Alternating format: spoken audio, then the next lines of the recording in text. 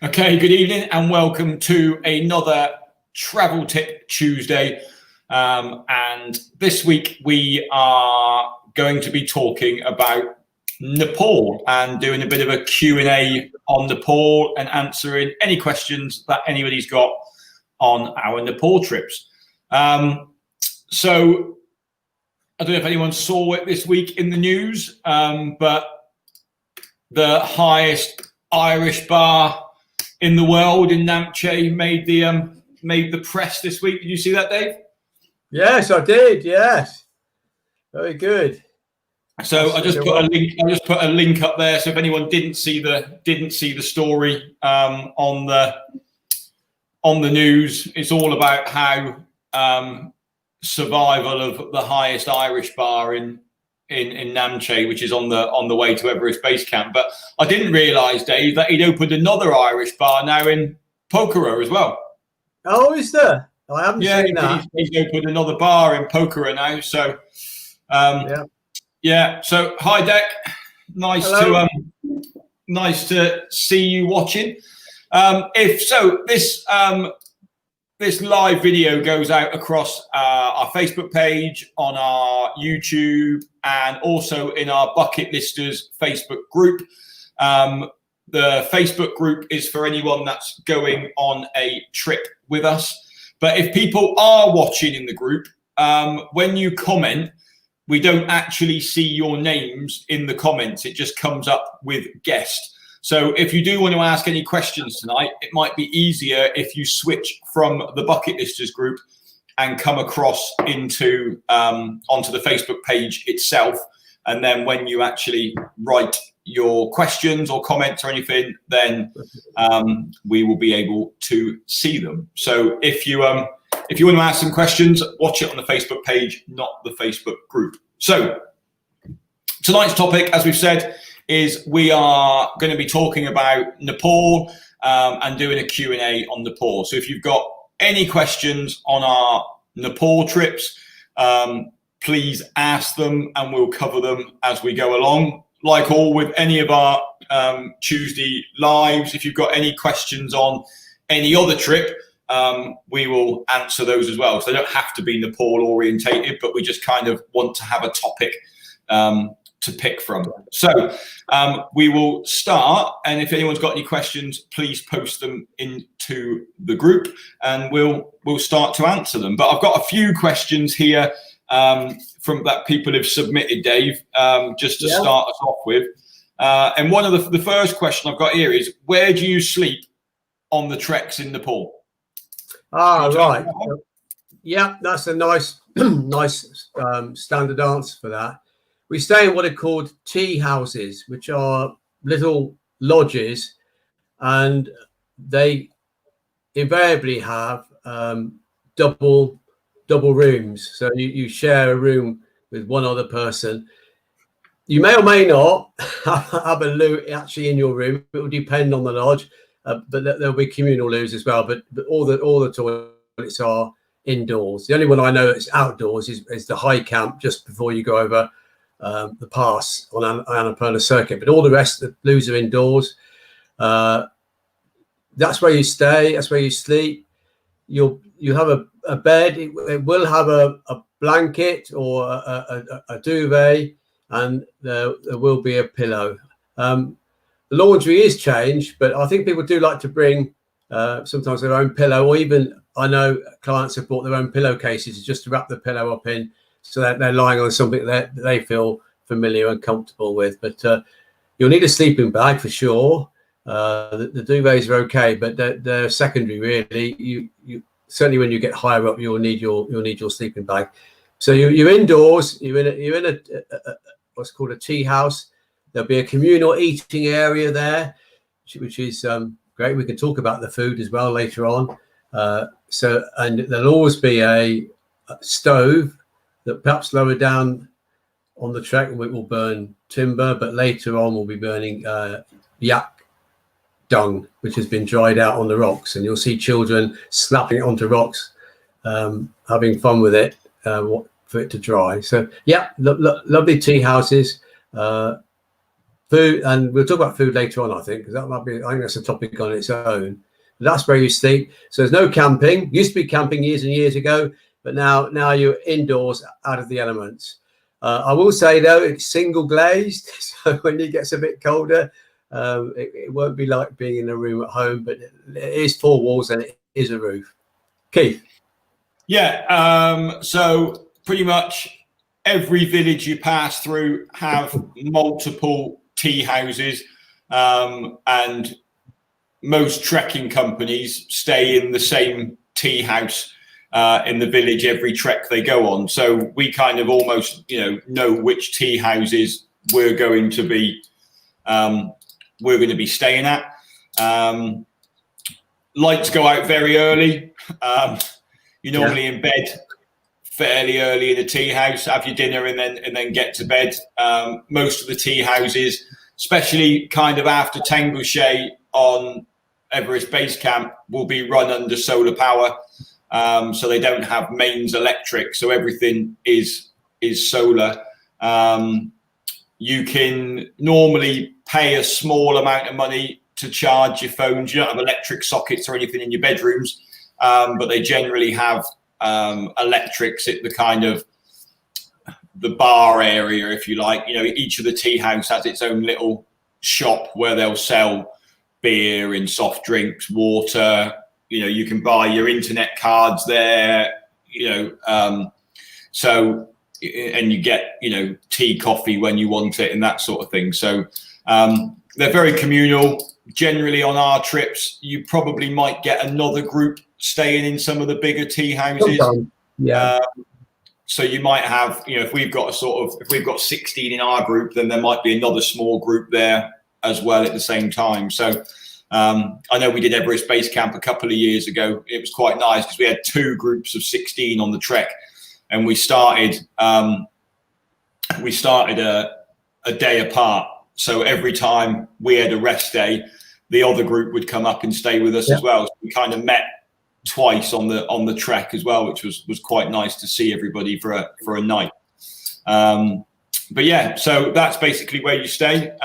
Dex just asked a question here on what season sleeping bag do you need for base camp in March? Yeah, well, I'll tell you what I've got, and it works perfectly, and I've even used it in very bad conditions. It's a 3-season sleeping bag. In a minute, I'm in my climbing room, so I'll get it down, and I'll just show you the temperature rating on it. But that 3-season bag is adequate, definitely adequate. Even we've been up in very cold conditions, certainly on the Annapurna trek, and it kept me warm. One of the things I do recommend, though, is I do take with me an artificial silk liner, and it does 2 things. One is on a very long trek, you're going to get smelly. You can't help it. So it stops your sleeping bag picking that up. But secondly, it does add an extra layer of warmth. And I'm a skinny bloke, but I find that adequate. A silk light liner hardly weighs anything, and a 3-season bag. I'll just get my bag down while Keith smiles at you. Yeah, so a 3-season bag is perfectly good enough for base camp. Like Dave said, like every tea house does have normally blankets in the room as well. I sometimes on base camp, because it can be quite warm lower down, and the sleeping bag can be a bit much. So I've also got a really lightweight down blanket as well that I sometimes take with me, and I might use that lower down and then use my sleeping bag higher up. But you don't need any more. You are in a building, it might only be single glazed, but you are taking quite a lot of the cold out of it. So I wouldn't go for a thick 4-season sleeping bag if you're doing base camp. Obviously, if you're doing base camp and Island Peak, then you will need to take a 4-season sleeping bag for the Island Peak side of it. And then again, that's where something slightly lighter for lower down might be better off, because you will probably get too hot at the start in a 4-season sleeping bag. So That's what I would say. I'm just trying to show that. I don't know how clear it is. It may not be very clear, but can you see that 10 degrees? Minus 10 degrees? That's called. I can see that. Can you see that? Good. That's called the comfort rating. So this one is rated down to minus 10. You will see another temperature much lower than that, but that's when you're at the margins. That's stopping you just about getting hypothermia. You don't want to be like that. So this one's rated down to minus 10.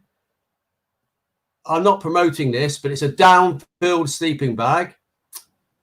It's got 700 fill in it. I know it's called the 600. It's got a 700 fill. It's called. It's down. It's nice and light. It really compresses in your bag, and that's very important when you're checking. You want something you can stow away really easily. It's very light, and it certainly keeps you warm. Mine's got a full length on it. I like that for the reason that Keith talked about. Is that if early in the trek it's too warm, I can just have it unzipped and put it over me, more or less. Although it is a mummy shape, tapered at the bottom, I can have it more or less open. But this will get you through the coldest conditions. And if you take a lightweight inner bag as well, and I mean very lightweight, you'll be absolutely fine. Yeah, so that covers that one off. Someone else, they must be in our Bucket Listers Facebook group, because it just says they're a Facebook user. Rather, we haven't got their name there, so we don't know who this question's come from. What plug adapter do you need to charge your phones, etc., in Nepal? Well, I use a Euro adapter, don't you, Keith? And I just find that's one you can wiggle into most of the sock over there. Again, I can probably go. Over in Nepal, they have the three holes in Nepal, which I think is a Type D adapter, but it will take a Type C, which is your European 2-pin pronged to go in it as well. So the one thing we always advise people to do is to buy one of the universal, especially if you're doing lots of traveling, just get one of the universal adapters that you can turn into it's that one there. That's the one that you need for Nepal. But if you do get one of the universal ones, generally they have 2 or 3 USB ports in them as well. So you can charge up 3 things at once. As I was saying earlier, though, like once you're in the tea houses, it's very difficult to charge things up so much because they're running it off solar power. So they're less likely. They don't like charging like battery packs and things like that take a heavy charge. So after Tengboche on the Everest Base Camp trek, generally they'll only want to charge your phone. They won't want to charge a battery pack up. So we always try and advise people to make sure their battery packs are full before Tengboche, and then you can use your battery pack after that. Right. Someone's just asked, obviously in our Bucket Listers group, any updates on trips going ahead in Nepal? Obviously, the news from Nepal currently is that they were supposed to be opening up international travel at the end of this week. They've now just delayed that again for international travel to the 31st of August is when they're starting international travel again. I kind of think at the minute, the reason why the UK haven't said that Nepal is safe to travel to is because obviously we can't get to Nepal at the minute. So I think, that might change once Nepal opens its borders up. I've spoken to our agents in Nepal, and they're really hopeful for a trekking season in October, and they're planning for there to be a trekking season in October. So at the minute, it's all we're going ahead with October. Obviously, the point we can't go ahead with October is if the government continue to say that there's non-essential travel to Nepal, and therefore insurance becomes invalid at that point. And obviously we couldn't risk traveling at that point. So, No. you know, that's where we are at the minute. We're just literally waiting for every time there's a travel update from the Foreign Office of which countries we can travel to. So that's kind of the update on that one at the minute. Yeah. Let's just connect with Jay a minute. I can see he's jumping in. Jay Jackson is jumping in. Looks like he's got himself a sleeping bag after talking, and now got a filter bottle. Should we say a bit about water while we're on it, in the Nepal while we're on it? Yeah, go on then, Dave. Crack on. Well, just as a company, and people who've listened to us before, we are trying to promote the most sustainable way of trekking we possibly can, and we do recommend that people pick up what are called filter bottles, and I can show you one in a minute. And those filter bottles, which one, for example, is water to go. I'll show you an example of it in a minute. You can fill up from any tap anywhere, and the water will be clean for you to drink. And I really mean any kind of water in there. So we really would like clients to carry those if they can. There is water available at every tea house in Nepal to buy. Clearly, the further up the mountain or further on the trek you get, the more expensive that gets, because it's been brought there either by yak or by human porter. So water does get more and more expensive. Litre bottles of filtered water are available. There will be times when we'll buy it, because you just need to have that reserve with you. But what we're conscious of is that how they're going to get rid of that plastic. So filter bottles we're very keen on. There is clean water available. There is also in the tea houses boiled water that you can buy, that they've boiled themselves, and that is clean. If you're in any doubt, you can always take disinfectant type tablets, not Donald Trump disinfectant tablets, but proper ones that you can put in the water. They do taste of chlorine. Some people don't like them, particularly at higher altitude, when they start to feel a little bit not quite themselves, and the chlorine, they just don't like the flavor.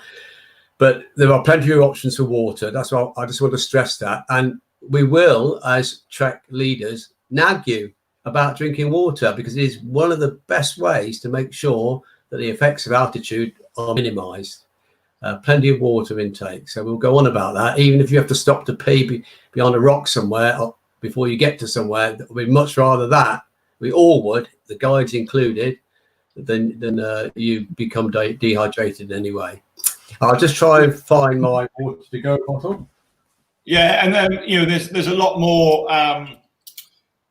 like water fountain wells on the trek now as well. So as you're walking up, you can fill your bottle up from one of the wells. You can fill it up from a stream. It takes out 99.98% of all bacteria in one of those bottles. And if you take it out there with a new filter, we'll have plenty. Is it 200 litres, Dave, they do? Pardon? Is it 200 litres they do? Yeah, that's right. I'll just say to people watching, that's the whole point of this, if you like, this broadcast, is that about tips, really. And we're not saying you've got to buy this particular model, but we're just passing on what we know and what works for us. It's this black bottle is really robust, and it's fantastic, for the rough and tough of in your backpack and if you dropping stuff on the stony ground and all the rest of it. It's very, very tough. I take one of these, but I also take the clear version of it, clear plastic, which is very squeezy, and you can fill that with water from wherever. You can pee in it if you want to. Do you advise that, Dave, or not? Yeah, I know someone who's done it, but I won't tell the story here. You can pee in it if you want to, over. Now, with that squeezy one, if you see water to go, It is, because it's squeezy, you can put any kind of water into it and squeeze it out easily. If you've got a Camelback or another bottle you like to use, that's a wide mouth Nalgene type bottle. I've got one of those if you want to see one. You can actually squeeze it into there, so you can actually use it as a water purifying little pump, really. So I carry the solid one, water to go, but I'm also making sure I've got a clear one as well, and that's fine. That sorts me right out. Yeah, Keith. Perfect. Okay, so this one's from Steve. He's in our bucket listers group. Yeah. So booked on Base Camp for October 21. What is the best currency to take with him? I just take UK pounds. When you enter the country, if you've not bought your visa, pounds, UK sterling will be taken. The great thing I think about Nepal compared to some of the destinations I've been to is that there are many money exchanges about, but they're all government controlled, so that you can't, it's not like when you go to Spain, you go from one to another to get used to in the old days. To get 37p more. Yeah, get 30p more. Actually, whatever one you go in, the rate will be exactly the same. So you just might as well take UK sterling, and that's absolutely fine. I think we used to recommend taking euros and dollars, but yeah. Kathmandu. No, using the exchange rate twice. No, absolutely not. No. So take UK sterling. The only thing with taking any notes is they are getting a lot stricter now. When you're taking your notes out with you, make sure there's no ink or writing or anything on your notes, because quite a lot of times they'll search through them. If there's any rips in them, if there's any writing on any of the notes, they just won't take them and give them back to you. So that's in Morocco, that's in Tanzania, just take fresh, clean notes out with you. And then they'll change them, not a problem. But I do the same in Tanzania, same in Morocco, just take UK with me now. And they change that. They change that fine. Obviously, the Nepalese currency is a bit of a hard one to get round. You're soon a very wealthy person once you go and change up any Nepalese currency, because you end up with 10, the common denominator is a 10,000 note. So you've soon got plenty of cash in your pocket when you're going anywhere. So yeah, that's fine. So what else have we got here? We've got a question here from Dion about weight limits for the Lukla plane. I read 15k, but your kit list says 13k. Are you just trying to keep us in check? The reason we say 13k for your duffel bag is because you're allowed a 15k total limit between your duffel bag and your day pack. So that's why we, don't think you've got 15k in your duffel bag and then you're going to take your day pack as well. So that's why we kind of break it down a little bit in that way. So you've got a 2k allowance for your day pack, 13k allowance for your duffel. If there's nothing in your day pack, of course you can put 15k in your duffel bag, but it is really strict on the 15k onto the plane. That's not to say you can't take more than that. You can pay for extra, but the problem with that is it might mean that your bag doesn't go on the same flight as you. Yeah. So there is enough weight for the planes take 16 passengers on the plane, and there's enough for everyone's baggage. So it might be that if they've already got other stuff as well, your bag might not be able to go if you've paid for extra. It might come on the next plane, and obviously then you're taking the risk that if the weather comes in between your plane taking off and the next plane taking off, you might not get there with your bag. Obviously there's tricks to it. Obviously you can make sure you wear all your heavy down jacket and your boots have your battery pack in your pocket, and you can do all those sorts of things, and make sure you haven't filled your water bottles up before you get on the plane. You can do that when you get to Lukla. But yeah, they are really strict on the. I mean, I've even been a couple of years ago when I went out with a group. Our group had gone shopping in Namche on the way back down, and had bought half of Namche, and we were 168 kilos overweight for the flight on the way home. So in the end, it was a person, their bag, and another 3 bags had to follow on another plane. I mean, to be really fair to them, they didn't charge us any extra money for it, but I did have to follow on half an hour later on the next flight out. So yeah, and the thing is as well is they've got a big set of scales there, and you just all go and throw your bags onto the scales. They don't kind of measure them individually. They just literally measure them as a whole group. So if the group's over, the group's over. So yeah. Anything to add to that one, Dave? No, except I got bounced in the same way and had to come on later on. And actually what I met when I actually caught up with the clients who were in safe hands with the guy, their anxiety was, well, their bag's going to come, because obviously their bags have been taken off. You know, they were sort of pleased to see me, but they were more anxious about their bags. And you don't really want that anxiety when you're just going to. That was starting the trek. Yeah. So yeah, I just try, keep it down really. Yeah, I mean, and that's another tip as well, is talking about battery packs, because we had a situation a couple of years ago where people had put their battery packs in their hold bags on the international flight out to Kathmandu. We went via Mumbai or Delhi, I think, and basically their bags didn't get allowed to transit from Delhi or Mumbai to Kathmandu, and their bags followed on 3 or 4 days later, and they were halfway up the base camp trek before they actually met up with their bags. So that's another tip for any trip, is just make sure any lithium batteries stay in your hand luggage and don't go into your main hold luggage. So this is another. This is from Tom Arch, who's in our bucket listers group. This one, Dave. How much money would you advise taking to spend and tip the porters? And obviously we've covered the baggage weights as well. The one thing I will say on baggage weights is, normally you're normally allowed more than 20 kilograms to Kathmandu. Generally it's either 26 or 32, depending on which airline we're traveling with, which is again a lot more than you can take on the Lukla flight. But if you think about, if you've got 15k worth in your duffel bag and your day pack, and you've got your boots on and your heavy down jacket, and you've got your trekking clothes on for that day, and you've got your battery pack in your pocket and your camera around your neck, you're probably going to have an extra 5 kilos on anyway. So, you've probably got 20 kilos in essence to go to Lukla with.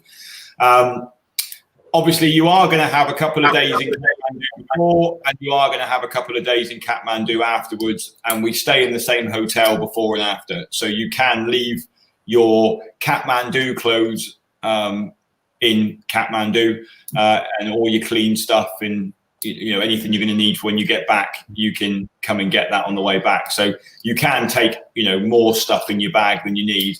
And there's plenty of things for you to buy as souvenirs in Kathmandu to take home with you anyway. Money would you advise taking to spend and tip the porters? If you're traveling with us and you've downloaded the Vamoose app, for each trip we do, there is the tipping policy for the guides in the Vamoose app. So it tells you there how much the tips are for each of the trips that we recommend giving. The way we do the tips is when we get back to Lukla before we fly back to Kathmandu, whoever your guide is will collect all the group tips in, and then there's a formula for distribution amongst the Sherpas, the assistant guides, the guides, and then we bring everyone in and hand the tips out, so it's done fairly. Obviously, if people want to give extra tips, then if you know who was carrying your bag and you want to tip them extra, you can do that in money, or quite people give extra, give some of their kit away that they're not going to use again. So obviously, what money do you need to take? Excuse me. That kind of really depends on how much beer you want to drink, and what you want to take back with you, really. With regards to our trips, when you're in, you need to buy your lunch and your dinners in Kathmandu. Breakfast is included, but lunch and dinners is separate. You can get that very cheaply in Kathmandu. There's so many places you can go out and eat, very local to the hotel. You don't have to go too far. And even when you go and find a really nice restaurant somewhere, it's still not expensive. Beer in comparison is sort of on UK prices. For a large bottle of beer, when you work it out, depending on where you're drinking it. But actually on the trek itself, all your food's covered on the trek. Obviously, depending what you're doing water-wise, if you're using a water-to-go bottle, then you're not going to need to spend any money on water either. It might just be the odd shower you might want to take, because you pay for the showers in the tea houses if you want to take a shower. There's a few tea houses lower down that have showers in your rooms. But as soon as you kind of get past Namche, you don't get that. So realistically, it's only that, and a shower will cost you £3-4 for a shower, something like that. And then it's souvenirs, really. So it depends how much you want to bring back with you.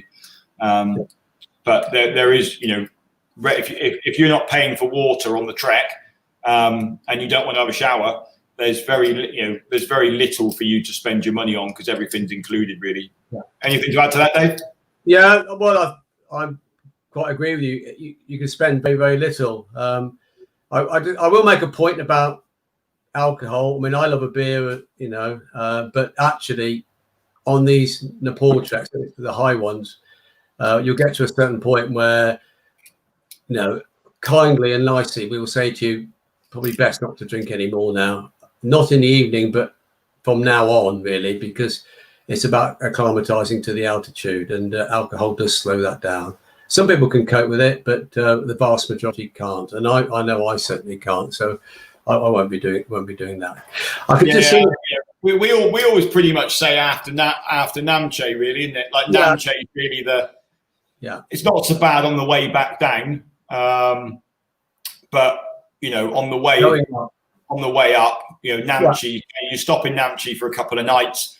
Like you say, you've got the world's highest Irish bar there, so you're probably going to pop in there for a pint just to experience that as part of your trip.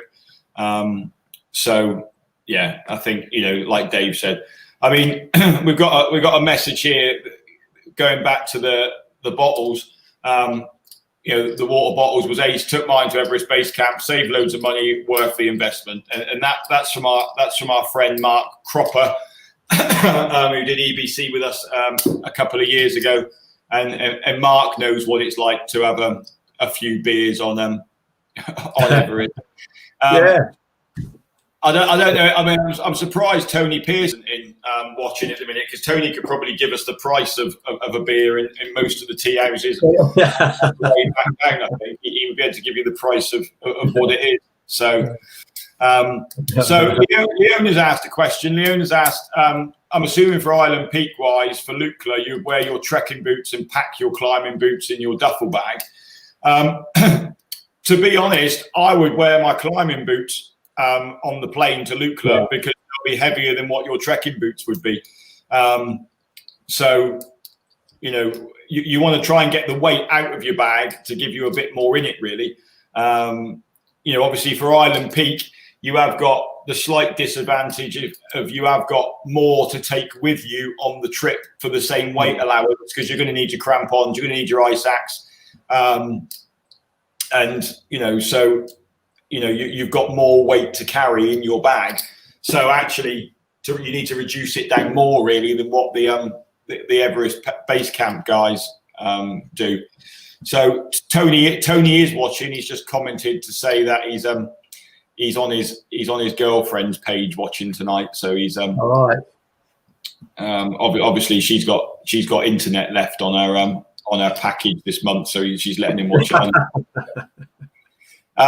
So hopefully that answers your question, Leona, there. But yeah, no, I would wear my climbing boots because they are going to. And you know, as soon as you get off the plane at Lukla, you are reunited with your bag again straight away. So you can literally get changed very quick, put your stuff back in your duffel bag, and away you go. So yeah, no worries there at all.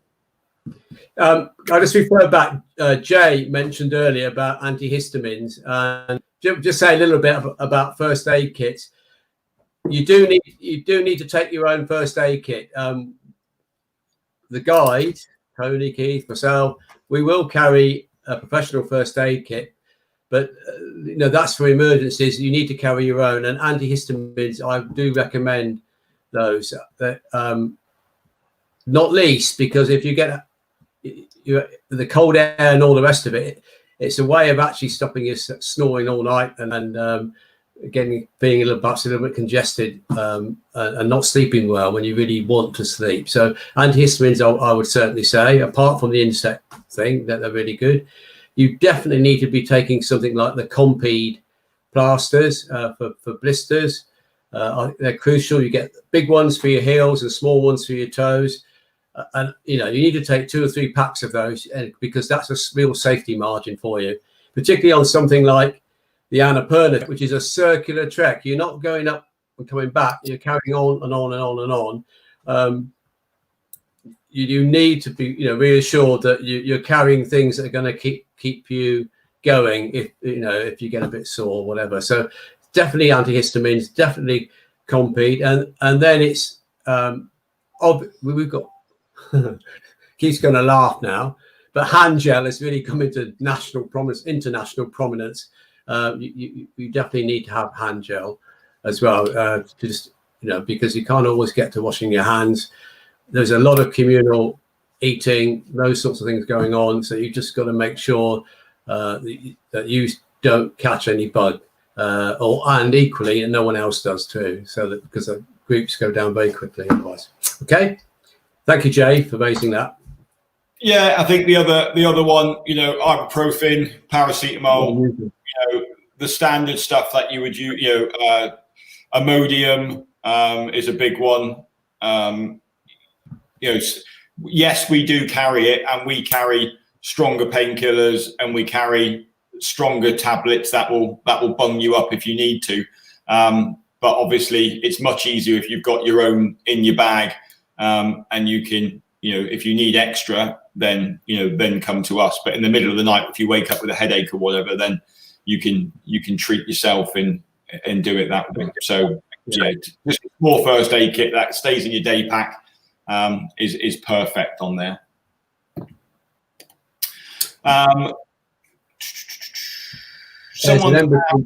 Dex just asked a question about the success rate on Island Peak. So I mean, success rates are, what our success rate is to what other people's success rates are. I mean, we've had a very good success rate for our last few trips to Island Peak, and Tony can back this up because he's led both of the trips. But I know, Tony, on your last trip, I think it was it 3 or 4 who didn't get to the top on the last one out of a team of about 16, and 2 of those didn't even leave the camp. They stayed down at the bottom camp and didn't go any further from them because of the altitude. So most people who started the last bit for the summit made it to the summit. And then the time before that, I think you only had 1 that didn't make it on that trip as well. Out of them all, there was only 1 that didn't make it. So Tony's just agreed with me there. So so success rate is like with any trip really. So you only have 1 that actually set off from base camp that didn't actually make it. So the others were already suffering with altitude or something else before they left the base camp on the summit climb.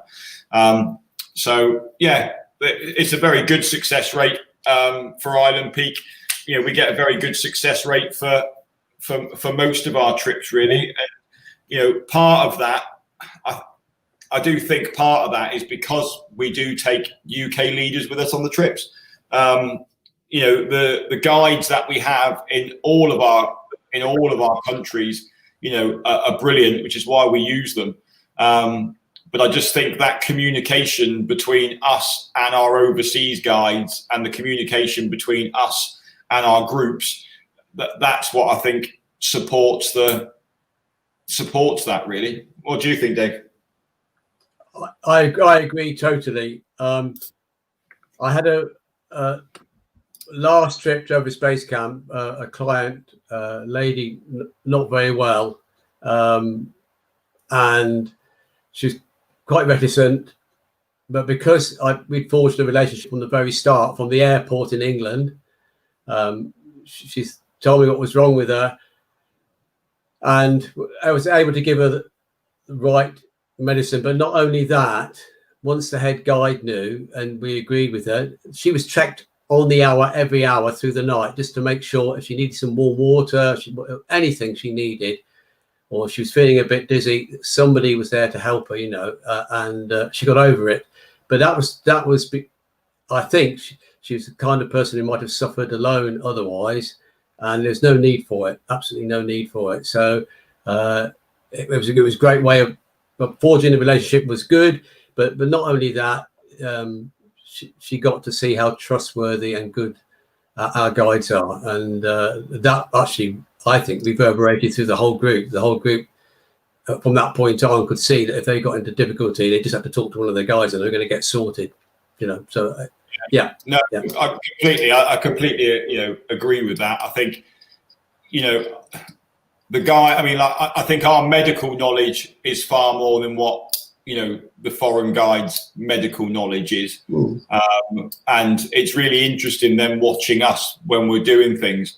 Like our guides in Nepal now, that they'll carry a pulse oximeter now, and they know what to do with it because they've seen us do it with our clients, and they're interested in what that is.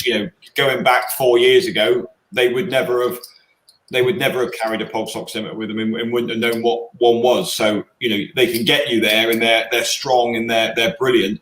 But it's just that pastoral care bit, I think, is the thing that you get by having UK guides with you in that sense. And I think it's also the fact that we don't leave anybody out. When someone's struggling, one of us will go back to the back with them and walk in with them and keep them chatting. And they're not a lot of the head guide. If we talk about Nepal, for example, the head guide normally speaks very good English, but a lot of the assistant guides, their English isn't so good.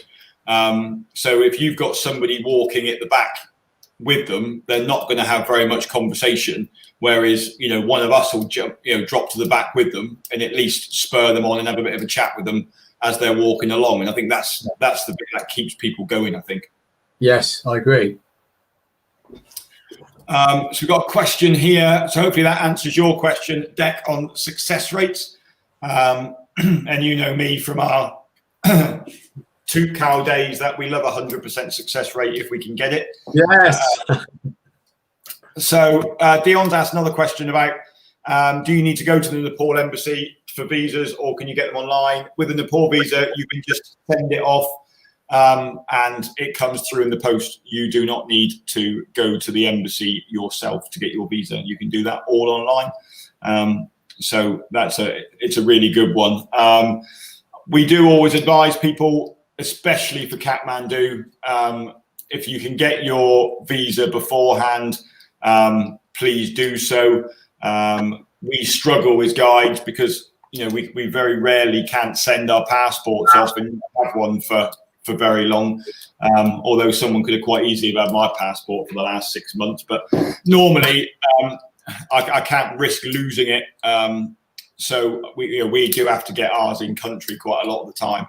But the Nepalese visa situation is it's quite a stressful thing when you arrive. They've got computers that very rarely work. you've got to queue up somewhere, then queue up somewhere else. You end up queuing up in three different places. And if you get the order wrong, you've got to start again. And so if you can get them beforehand, do so. It is much easier and less stressful. Obviously, if you can't get it, it's not a problem, because generally it's one of us is waiting to get ours anyway. So we're not going to leave the airport until everyone's gone through. But just for peace of mind that it's sorted, you haven't got to go through that as soon as you land in a new country, is worthwhile certainly getting it beforehand. Yeah. Keith, I've got just some things I want to say. Out there might be some people really interested in the where are we going exactly and what's it going to be like. And there are just a couple of maps I want to flash up, and I'll give you some advice about them. This is, if you're doing Annapurna, this is the one around Annapurna. And if you Everest Base Camp, it's this map. Now these, I'm just going to tell you, are from the Himalayan Map House. They're 1 to 50,000. Really, really clear. They show the trek in its entirety, and you see some very interesting things like marijuana field and all sorts of interesting notations on them. You can buy them online. They are £12.50. In Nepal, they're £3.25. In a most fantastic book climbing, mountaineering bookshop you've ever been in your whole born days. When Keith took me in there, I just didn't want to leave. It was fantastic. So if you are interested, you can buy maps online. And I just put a link up to Stanford's where we buy our maps. Stanford's got them. Thank you. But to be honest, you've got at least a day in Kathmandu. If you're going to Annapurna, there'll be a day traveling on a bus or whatever. If you want to save money, we'll take you to this fabulous bookshop, and you better buy them there. Okay? Perfect. Jay's just asked a question about needing to apply now for April's trip. No, you don't need to apply now, Jay. A couple of months before is perfectly adequate for it. You'll get a 6 month. You get a 6 month visa anyway to use it within 6 months. So you don't want to apply for it too early. Question for you now, Dave, from Ali Blacksmith. Hi, Ali. Any big difference between EBC and Annapurna to be aware of? I'll tell you what I found to be the biggest difference. Apart from the fact you're not going to cover the same territory twice, which is obvious if it's a circuit, is that EBC, you are more or less climbing. In other words, making altitude every day. The altitude gain on the early stages of the Annapurna circuit is far less. And when you first do it, you'll think, oh, this is easy. This is easy. This is so easy. So it's a lovely, vigorous stroll or slow stroll, whatever, through great countryside, fabulous views, all that, and nice stayovers. But actually, the bit where everyone, including myself, everyone found tough, and I think is tougher than EBC, is when you actually go over what's called the Tawang La Pass, 5,400 meters, because you go over that from about 4,400 meters, and it's one go over. When you get down the other side, it's fantastic, but it's very windy on the top. So the challenge really is you do on one day make a lot of altitude. We go very slowly. You don't do that with EBC, not in the same way. I know some of the steps up to the shrine might feel they're quite steep, but it's a bit more relentless than that, but spread over a longer period of time. So that's the big difference. The second difference is there aren't helicopters flying up and down. Once you get past Manang, you're out in much more isolated countryside. And by I mean lovely countryside. So I'm not allowed to say it's my favourite, you know. So I will go on. Don't keep asking me. I hope that helps. This is from Amanda, who was on EBC with you, Dave. Just saying, David and the Porters looked after me after I suffered an ankle injury. Wouldn't have made it to EBC if it wasn't for them. So that's great to hear. Which Dave was that? Huh? Which Dave was that then? Which Dave that was. So I think, you know, Nepal is just one of those countries that just amazes me every time I go there, and I just love going back to Nepal every time. Even doing the Everest Base Camp trek again and again and again, just seeing those views in those mountains, like every time you look at them, it's like a different postcard, and you just can't get enough of them. Like for me, I don't ever get bored of the scenery and go, oh, I've seen that before. It just amazes me every time I go. So I just want to get back to that again really quickly. Yeah, you're taking more, I think. I mean, you start to, you know, when you're doing it for the first time, you trek it and you see it. Yeah, but once you know where you're going, you just absorb it more, and it just keeps giving. It's so magnificent, all of it. Yeah. Yeah, I think the thing, you know, and the other thing as well is kind of get to know what you're going to see when you're out there. Like you said about getting the maps. Yeah. Like actually understanding where, you know, Amadablam is in relation to Namche, and, you know, actually when you're walking up through there, those are the mountains you're going to see as you're going up through the valley, and, you know, actually understanding, you know, what the mountains are around Everest. So because actually, you know, on Everest Base Camp, you do get a better view of all the other mountains than you do of Everest, to be fair. That's true. You know, actually standing at Everest Base Camp, you see the smallest sliver of Everest itself when you're actually at base camp. You know, you get a much better view of the mountains around you at that point. And that's where, you know, doing the trek the day after it is well worthwhile, because that does give you such a great view of Everest. So I would advise, if you're not too tired the next day, to head out on that one. Yeah, and just to add to that, I mean, because we're trying to keep it balanced here with Annapurna, and it's partly answers Ali's question. You go through 3 climate zones. You know, it's a subarctic, it can be at the top, but you certainly go from subtropical up to rhododendron forest, then alpine scenery, and then you're in this Tibetan type scenery. The variety, you know, just the more you do it, the more you absorb it. I'm going to mention another publication. This is a bit shiny, that one. Cicerone. This happens to be Trekking Annapurna. Now, you don't need this booklet, but it's a very thick one. But that has got loads. That kind of book has got tons and tons of information about the geology, the geography, the flora, the fauna, all those other things, really, because there's so much.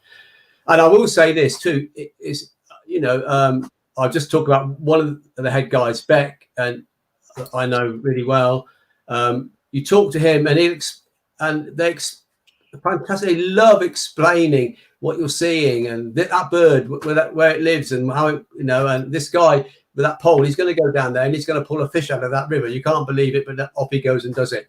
The guides, the head guides, are absolutely brilliant about relaying the beauties of their country as well. Yeah. Perfect. Jay's asked a question. I'm going to get my polls out.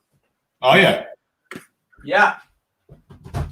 I was going to just put a link to your poll in the group rather than you getting it out. But if you want to get it out, that's fine.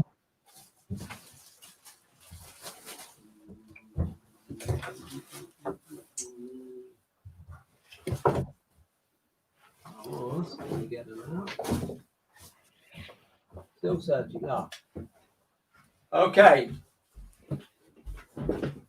That's mucked up my climbing trekking cupboard. Jay, not necessarily this make, but these poles I'm going to show you now, slowly. Can you see they are in 3 sections? They're very lightweight. Lecky, company called Lecky makes them, Leki. They make ski poles as well. These are Alp Kit poles. Black Diamond make them, and they're poles that I'll just try to get in the camera now. Unfold. You see, like that? Very lightweight. You pull them together and you end up with a very lightweight full pole. Now, you haven't got to have poles that split into 3, but they are, if you've got a small day pack, they just fit right in. They don't poke out of the top. They don't get caught on anything. They don't bang you on the back of the head. And you because they're like that, you can just whip them out and use them whenever you need them. So if you can find lightweight poles that split into 3, in other words, fold right down, they are so versatile. And I use those on the long treks. I use them when I'm mountaineering in England. I use them on glaciers when I'm in the Alps. They're just brilliant because they do not get in the way. They're nice and light. And I really think with something like poles, you're going to rely on them. You want something strong. They are going to be a bit expensive compared to the cheapo ones that you can get in. I won't mention where, but you don't want cast iron ones. You want nice, light, strong alloy that break into 3, and then you'll have some poles that will stay with you for life, and they'll never weigh you down, and they'll just be there when you need them. And and when you do need them, sometimes your knees are killing you, or you've got to propel yourself up a hill. You don't want and you're tired. You don't want the faff of getting something heavy out that's weighed you down, and just something really easy to use. So Lecky make them, Black Diamond make them. These are Alp Kit. I know Keith's got the same. I'll put a link to those in the comments there, Dave. I mean, the advantage, like Dave was saying, like you can pay, £100 for a lightweight set of poles. These Alp Kit ones come in at $31.99 on their website. So they're perfect, and they are a bargain. And I do like the Alp Kit stuff. Alp Kit, their business model is really good. They sell it through their own shops, so there's no middleman, taking a cut out of it. So they literally sell it on themselves. And the nice thing about Alp Kit is what Alp Kit do. Like, say you wanted to buy their down jacket, they'll only bring in like 1 container load of down jackets every year, and once they're sold, and that's it. Or they'll do a pre-order, and you have to pre-order them to make sure you can get hold of one. But at the minute, those compact hiker poles are in stock, and at a really good price of $31.99 as well. So do have a look at those. We don't get a commitment for that. So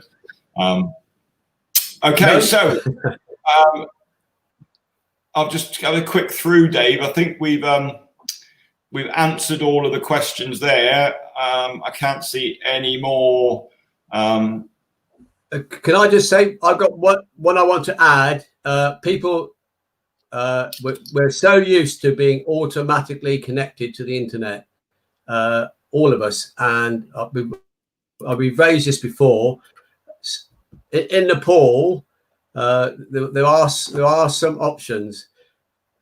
Our Annapurna Circuit, every tea house offers Wi-Fi, and you may have to pay for it. And I think, and certainly lower down in the valley, it's free.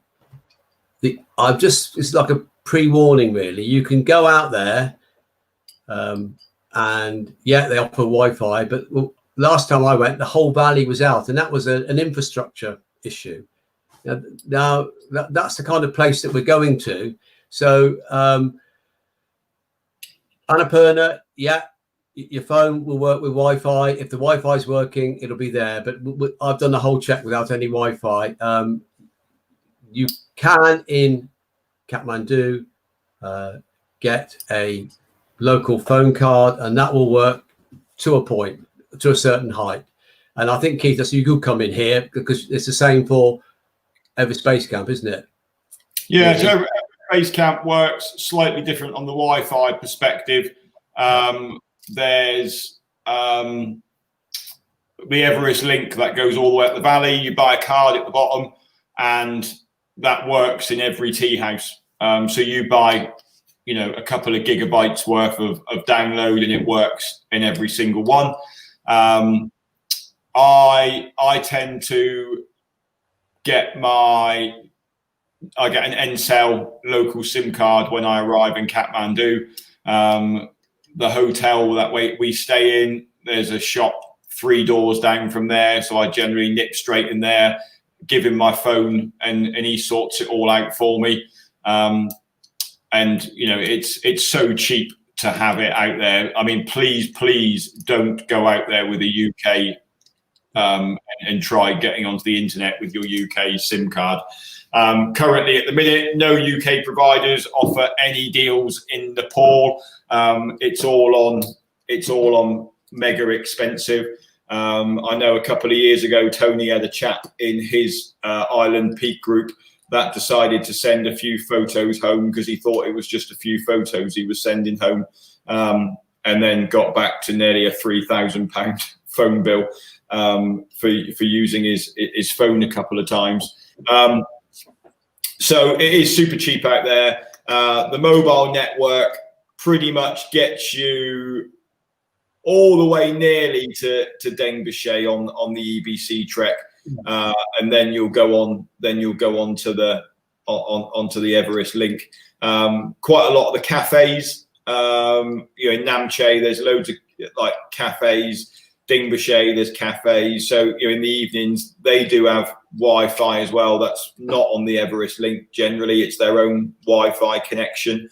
And that's another good way of charging your devices for free as well. That when you get to Namche or you get to Dengbashe, you can go into the cafe, get yourself a coffee, and they have electric sockets on the tables. So as long as you're sat there drinking a coffee and eat a piece of cake, you can charge your phones or your battery packs up or whatever. And even the chap in the Irish bar will let you charge your phones in battery packs in there. So that was always my excuse to popping in there, was just to get my phone charged anyway. But yeah, I mean, it's great.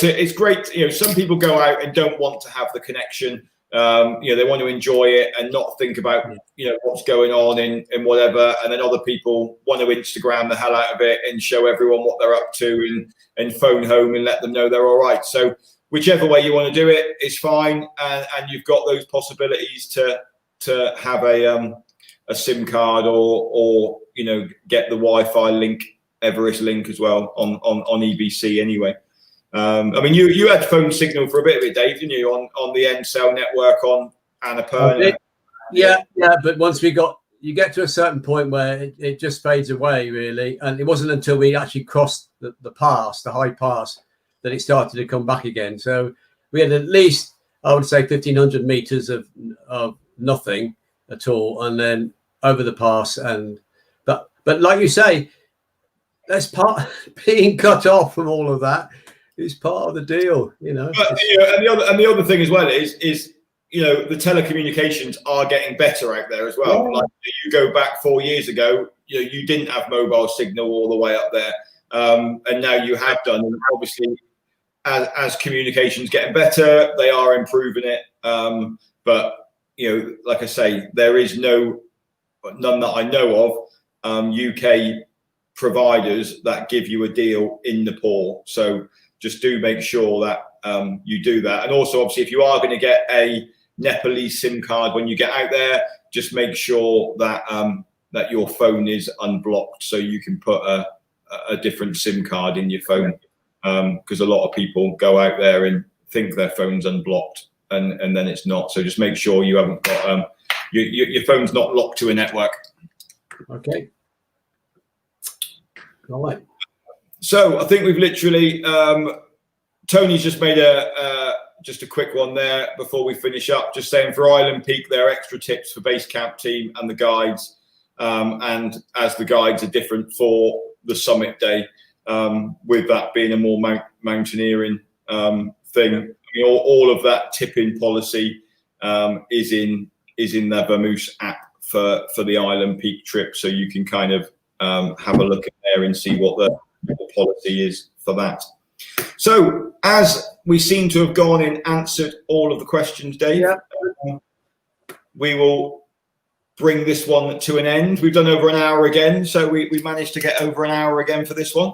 So thanks ever so much for those have stayed on, listened, asked questions. There's no point us doing them if people aren't asking us questions.